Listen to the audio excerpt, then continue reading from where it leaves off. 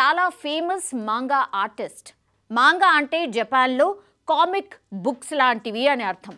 So ఆమె రాసే కథలు కానీ గీసే పిక్చర్స్ కానీ ఇప్పుడు ప్రపంచవ్యాప్తంగా కోట్లాది మంది అభిమానులను సంపాదించుకుంది.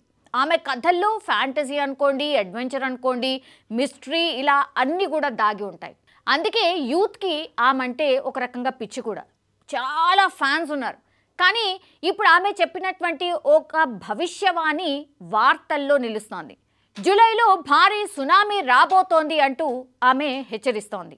జపాన్లోనే కాదు, ప్రపంచవ్యాప్తంగా ఇది ఒక రకంగా టెన్షన్ పుట్టిస్తున్నటువంటి వార్త. కొందరు ఆమెను జపాన్ బాబా వాంగా అని కూడా పిలుస్తూ ఉన్నారు.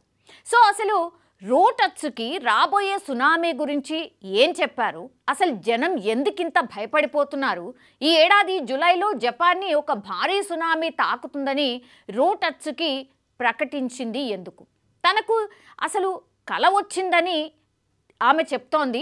దీన్నే దివ్య దృష్టిగా కూడా చాలామంది భావిస్తూ ఉన్నారు. 2011లో వచ్చినటువంటి సునామీ కంటే చాలా డేంజరస్ అని కూడా ఆమె హెచ్చరిస్తోంది. సో జపాన్ తీర ప్రాంతాలను పూర్తిగా ఇది నాశనం చేసేస్తోంది.